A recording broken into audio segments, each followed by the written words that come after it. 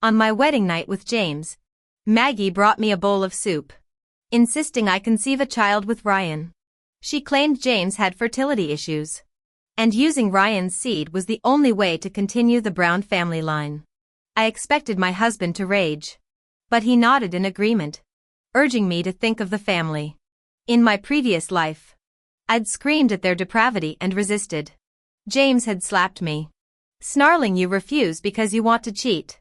The entire Brown family had ganged up on me, claiming as James' wife, my duty was to sacrifice for their legacy.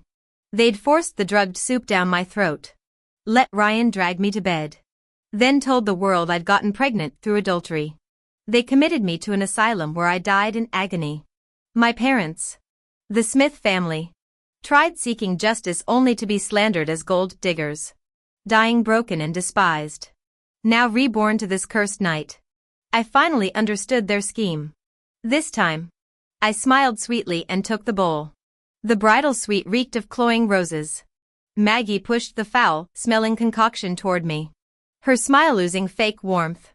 "Emma dear, this ancestral recipe guarantees a son." My groom James, resplendent in his tuxedo, squeezed my hand. "Mother means well. Drink up." Ryan lounged nearby, 2 years younger than James but already leering like a predator. My chest tightened with remembered terror. This exact moment had begun my hellscape existence. Last life, I'd overturned the bowl and been beaten. They'd revealed James' infertility, demanding I bear Ryan's child for the family. Now, staring at these 3 demons, hatred burned my throat hotter than the poison they called medicine. But I lowered my lashes, hiding my fury. When I looked up, my face showed perfect submission. "Of course, Maggie. For the Brown family and James, I'll do anything." The room froze. Maggie's smile twitched. James' grip turned vice-like. Ryan straightened, suspicion darkening his hungry gaze. They'd prepared for screams, not compliance. I drained the bitter liquid in one gulp, ignoring the metallic aftertaste. The drug would soon render me helpless, but before this wedding, I'd taken the antidote. What a perfect daughter-in-law. Maggie clapped, crow's feet crinkling with genuine delight. James exhaled, petting my hair. "We'll make this up to you, Emma." I nestled against him. "The model bride. We're family. No need for apologies." Only Ryan remained tense, studying me. He didn't know I'd switched his special tonic with something far more interesting. The real show was about to begin. My knees buckled, and I collapsed into James' arms, my breath quickening as my vision blurred. "James. I'm so hot." Maggie's face lit up with triumph. She shoved Ryan forward. "Stop gawking. Get your sister-in-law to the bedroom. Our family's legacy depends on this." Ryan's eyes darkened with hunger as he roughly pulled me from James' grasp, his fingers digging into my arms. James' expression flickered with conflict before hardening with ambition. He gripped Ryan's shoulder, whispering harshly, "Don't screw this up. The Brown family's future rests on you." The bedroom door slammed shut behind us, red wedding decorations glowing in the lamplight. Ryan threw me onto the bed, his face twisted with lust. "Don't worry, sis-in-law. I'll be way better than James ever could." I lay motionless as he tore at my wedding dress, remembering how I'd trembled here in my past life. Now cold fury steadied my hand as I slid the silver needle from my sleeve. The acupressure point I'd learned from that herbalist worked instantly. Ryan froze mid-grope, pupils dilating. "Snakes!" he screamed, scrambling backward. Thousands of them.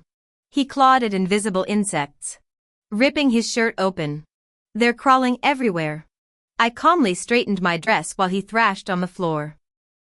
The second powder package in my sleeve would ensure he'd never father children, a permanent improvement over his brother.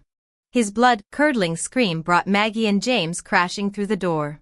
They found Ryan naked and bleeding, screaming about ghosts, while I sobbed prettily in the corner. He just went mad. I trembled against James' chest. He tried to hurt me. Maggie's scheming face turned ashen. James shook with rage. kicking his brother's writhing form.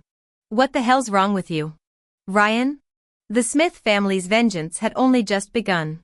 Ryan continued screaming in his own world of terror as if he hadn't heard anything. Maggie, having weathered life's storms, forced herself to remain calm. She strode over and slapped Ryan hard across the face. "Snap out of it, you useless fool." The resounding slap silenced his screams, though his eyes remained unfocused. Maggie checked his pulse and forehead, her expression darkening. "Impossible. I brewed that tonic myself with precise measurements." Unless, her gaze snapped toward me. "Emma, did you tamper with it?" I trembled and sobbed harder. "Mom, how could I?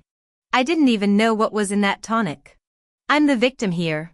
Clutching James's arm like a lifeline, I pleaded. "James, believe me. Ryan he suddenly." James's brow furrowed as he glanced between his catatonic brother and my tear-streaked face. The situation spiraling beyond control. The air thickened with tension until I doubled over with a gut-wrenching cry. "My stomach, it's burning." Beads of sweat dotted my forehead as I slid to the floor. "Emma." James caught me moments before impact. Maggie's hostility shifted to panic. Her prized breeding vessel couldn't be compromised. "Call the doctor. Now." The family physician arrived swiftly. After examination, he wiped his brow nervously. "Mr. and Mrs. Brown. Mrs. Emma shows symptoms of acute drug poisoning." "Poison?" Maggie's voice sharpened like daggers.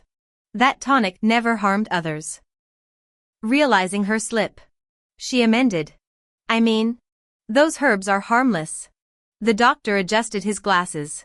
"The issue might be interaction. Her vitals suggest she ingested something else before the tonic that reacted dangerously." All eyes burned into me again. Maggie's glare could flay skin. "What did you eat, girl?" "I only had porridge at my parents' this morning," I gasped weakly, tears tracking down my cheeks. "James, maybe the Smith family's breakfast. Let them investigate." The Smiths' spotless kitchen would yield nothing but deepening suspicion without evidence. James's stormy expression mirrored the catastrophic wedding night. "Brother broken. Wife poisoned. Enough," James barked. "Just treat her." Maggie's lips pressed into a bloodless line as the doctor administered 4 fluids.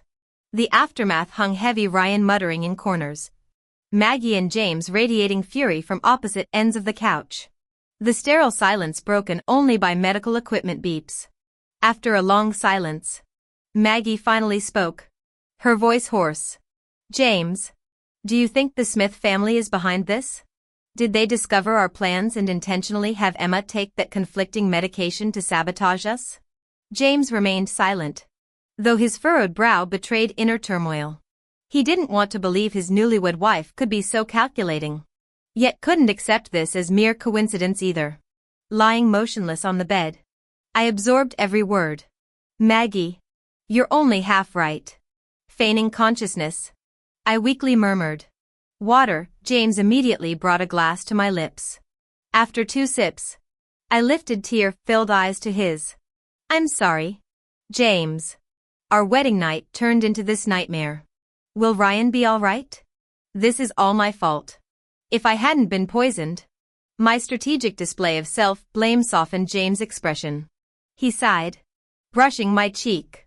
"This isn't your fault. Rest now." Maggie snorted derisively nearby. Suddenly Ryan charged forward from the shadows, madness twisting his features. "Witch! You did this!" he screamed, lunging at me. I shrieked and scrambled backward as James wrestled him into a bear hug. Maggie pummeled her younger son, shouting, "Monster! She's your sister-in-law." The room erupted into chaos. Ryan broke free, nails inches from my eyes when James smashed a vase against his skull. The crack of porcelain echoed as Ryan collapsed, blood pooling around his unconscious form. Breathless silence descended. James stared at his bleeding brother, face unreadable. Maggie crumpled to the floor, weeping hysterically. I feigned terrified gasps while relishing this vicious dogfight. "Call ambulance," Maggie stammered. James fumbled with his phone. Soon paramedics carried Ryan away. Maggie following in distress. Alone in our blood-spattered bridal suite. James sat motionless on the bed's edge. Crimson stains blooming across his wedding attire. I gently covered his blood-stained hand with mine. James. Don't worry. Ryan will be fine. My voice carried gentle concern. As if I hadn't just survived a life-threatening ordeal. James stiffened, raising his head to meet my gaze with bloodshot eyes full of guilt and exhaustion. Emma. I'm sorry. The Brown family, we've wronged you. This marked his first apology. In our previous life, he'd never shown remorse, always blaming me for obstructing their family's grand designs. My internal sneer contrasted with the fragile smile I manufactured.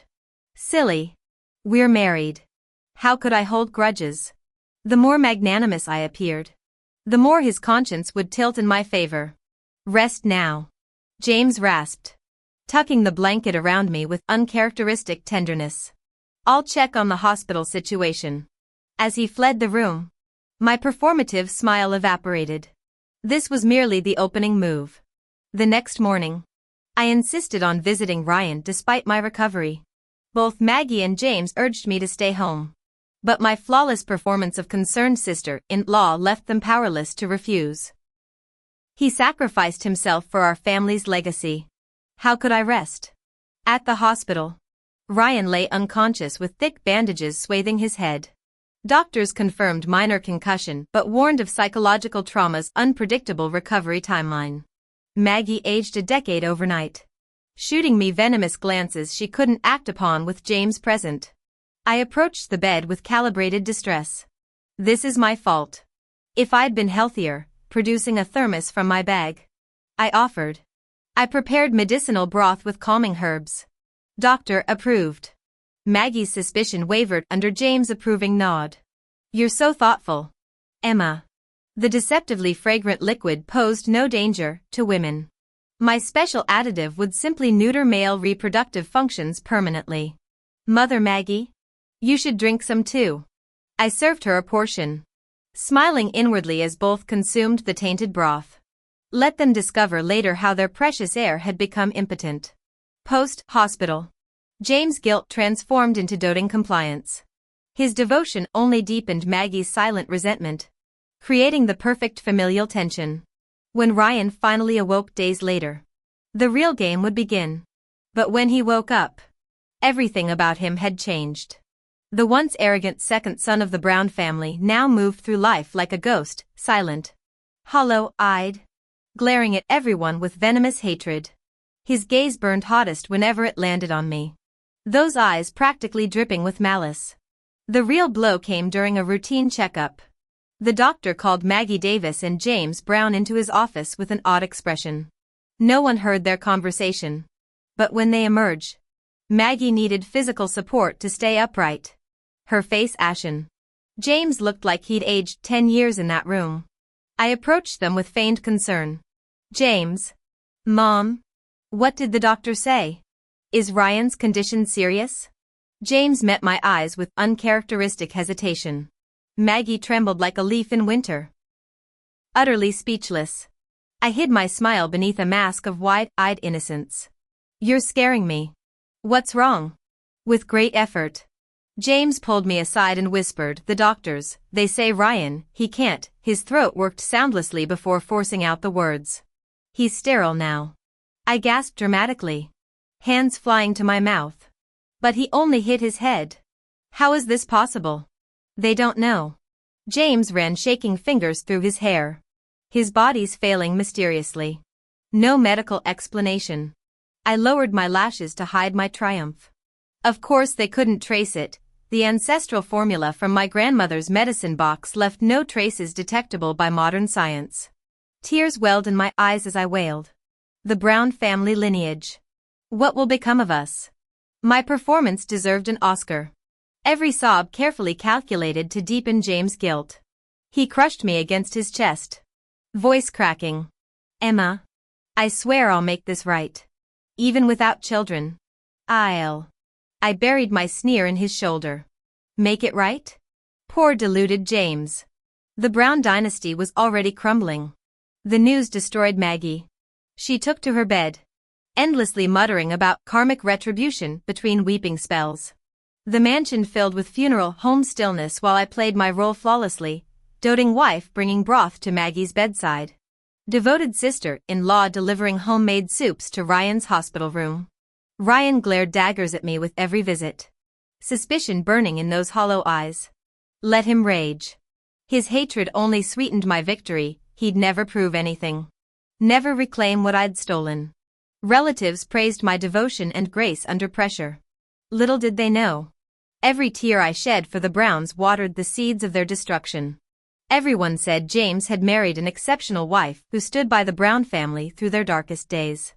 James grew increasingly reliant on me, entrusting me with all household affairs. As I began managing family businesses, applying modern management strategies to resolve long-standing issues, his trust deepened. Soon I was participating in critical corporate decisions. Little did he know I'd woven an elaborate trap. Under my guidance, the Brown enterprises appeared to flourish. James publicly declared me his most capable associate during a board meeting, while Maggie, though still wary, remained silent before mounting profits.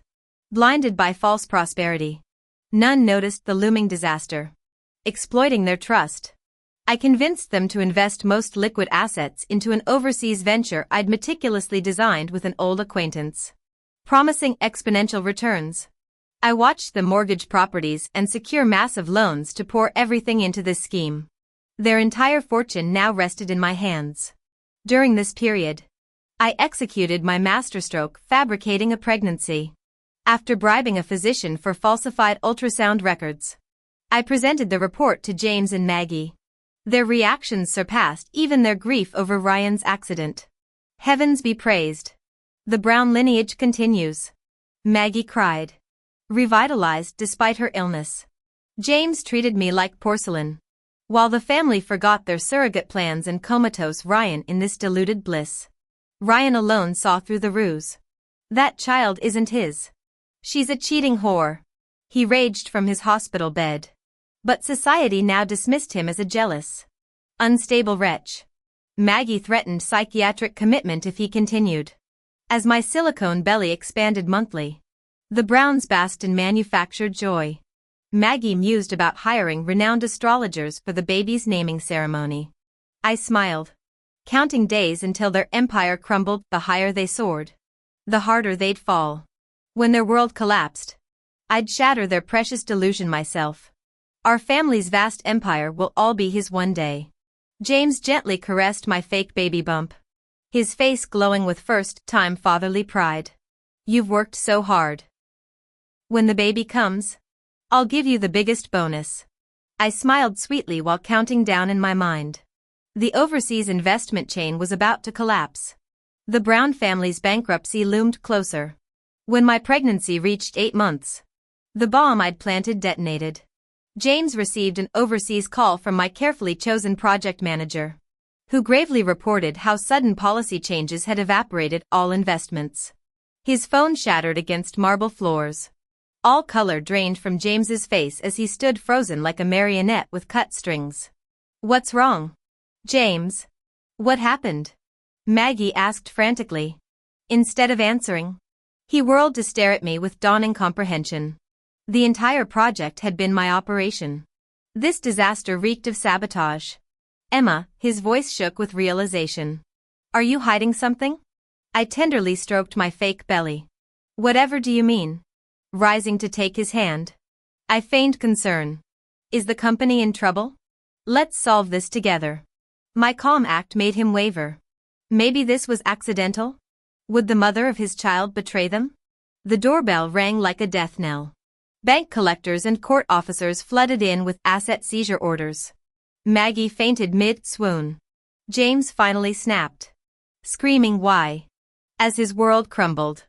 I watched coldly as this silver spoon aristocrat devolved into a hysterical madman. Timing perfect. I slapped him hard enough to silence his ravings. Does this pain you, James? My smile vanished. This doesn't compare to 1/1,000,000th of what you made me endure. His eyes widened. What nonsense is this? Remember our wedding night? My voice cracked with decade-old fury. When you drugged me so Ryan could rape me? When you committed my parents to early graves after framing me as insane? Did you think karma forgot? I'm telling you all. I, Emma, have crawled back from hell. I'm here to collect your debts. Every word I spoke struck James like a sledgehammer. His face turned from deathly pale to mottled purple. His body swaying unsteadily. No, impossible. Who are you? Who am I? I'm the Emma you murdered. I pointed at my protruding belly, laughing hysterically. Did you really think I was pregnant? That your precious Brown family would have an heir? Ripping open my dress, I hurled the heavy silicone prosthetic belly onto the floor. Open your damn eyes. It's all fake. A complete deception. Your Brown family will never have descendants. Your bloodline ends here. James let out an inhuman shriek, eyes bloodshot as he lunged at me. You bitch. I'll kill you. Court officers swarmed in before he could touch me, pinning the thrashing man face down. Resisting arrest adds to your charges. As James struggled beneath the officers, the last remnants of his family's legacy crumbled. Maggie, revived from fainting earlier, took in the scene, the fake belly on the floor. Her son immobilized. A trickle of blood escaped her lips before she collapsed again. This time for good. I gazed coldly at the unfolding tragedy, feeling only the sweet satisfaction of vengeance fulfilled. Striding to where James lay, I looked down at him. James, I promised to make your entire family beg for death. How does it feel now? His bloodshot eyes burned with impotent rage as I walked away. Months later, news updates chronicled the Brown family's collapse through my new identity in another city. Bankruptcy. Asset seizures. James sentenced to 5 years for assaulting officers and financial fraud. Maggie's stroke left her in a Medicaid nursing home, wallowing in her own filth. Ryan jumped from a hospital roof after learning about his family's ruin. The once powerful Brown dynasty became the town's favorite cautionary tale. Everyone agreed they deserved their downfall. Using the emotional damages compensation, really the funds I'd siphoned from their fake investment scheme, I bought a cottage and flower shop, bringing my parents to live nearby. Seeing their peaceful retirement made every sacrifice worthwhile. The bell jingled unexpectedly one afternoon. James stood in my shop doorway, prematurely aged and wearing thrift store rags. 5 years in prison had erased his arrogance, leaving only hollow regret. Emma, his voice cracked, trimming rose stems. I didn't look up. Can I help you find something? Sir? My tone could have addressed any stranger off the street. He shuddered, forcing a bitter smile. I just wanted to see you. His voice cracked with desperation. Could you tell me what you really put in that soup? Why did Ryan? The question seemed to haunt him for years. Setting down my pruning shears, I met his bloodshot eyes. James, does it even matter now? I gestured toward the door. You're not welcome here. He remained rooted, tears streaming down his weathered face. This 40-year-old man wept like a lost child. I'm sorry, Emma. So terribly sorry. If I could turn back time. No second chances. My voice turned arctic. You brought this ruin upon yourself, James. The Brown family's downfall was self-inflicted. I merely expedited it. My fingers brushed against a rose thorn. The moment your family decided on using me as a surrogate, you sealed your fate. Turning my back, I retreated to the floral workshop's sanctuary. Through the display window, I watched his silhouette linger until sunset painted the street amber. His hunched figure finally dragged itself away, swallowed by lengthening shadows. Days flowed peacefully afterward. My blossom-filled boutique thrived, each unfolding petal soothing my soul. My parents, still spry in their retirement, alternated between helping arrange bouquets and playing chess at the park. We rebuilt our ordinary happiness brick by brick. I mistook James' visit as a closed chapter, until 2 weeks later when detectives called. They found his body in the river 3 blocks away. A waterlogged suicide note addressed to me in their evidence bag. I dropped the unopened envelope into the trash compactor. Death erases all debts. Yet nightmares began that night, visions of Maggie coaxing me to drink tainted broth while Ryan glared. Flashes of my previous life's horrors, straitjacket restraints in asylum white. Parents plummeting from rooftops amid jeering crowds. Always ending with James' drowned corpse materializing at my bedside. Demanding answers I'd never give. I'd wake drenched in cold sweat.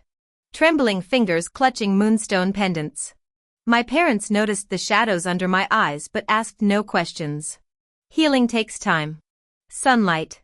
And the stubborn resilience of flowers pushing through concrete. The war had ended. But its trenches still scarred my psyche. Some wounds never fully close. But each morning, I choose to nurture life instead of dwelling in death's shadow. The shop bell chimes. Customers admire peonies. And slowly, petal by petal, light returns. They didn't ask questions. Simply offering quiet companionship. Mom would cook my favorite dishes while Dad shared amusing stories from his youth. Through these simple gestures, they wrapped me in warmth and healing. Gradually, the shadows began lifting under their steadfast support. I started reaching out to new people and experiences. Enrolling in a community baking class. I mastered intricate cakes and pastries. On weekends, I volunteered at a children's shelter. Painting and reading stories with the kids. Life grew vibrant with purpose and color.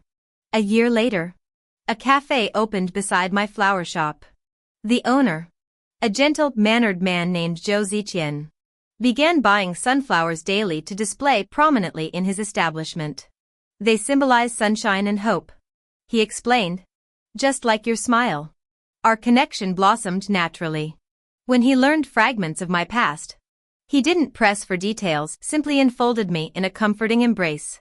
All my carefully constructed walls crumbled as I buried my face against his chest, sobbing uncontrollably. For the first time since rebuilding my life, I cried tears of release rather than despair. The Emma who'd existed before that fateful stormy night was gone forever. This new chapter, bright with possibility, felt like the most authentic beginning.